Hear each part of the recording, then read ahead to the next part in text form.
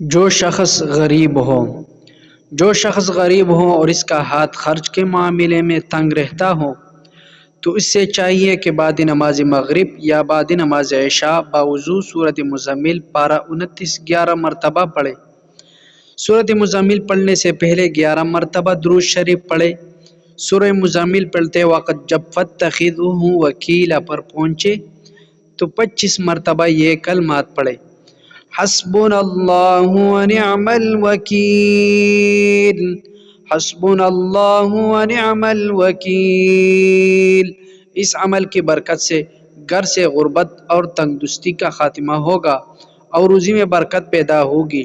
شرط یہ ہے کہ یہ عمل روزانہ بلا ناغہ کرے اور پابندی سے کرے گا تو اس کا پھل پائے گا۔ اگر آپ کو ویڈیو اچھی لگے تو دوستوں کے ساتھ ضرور شیئر کیجئے۔ چینل پہ نئے چینل کو ضرور سبسکرائب کیجئے۔ جزاک اللہ۔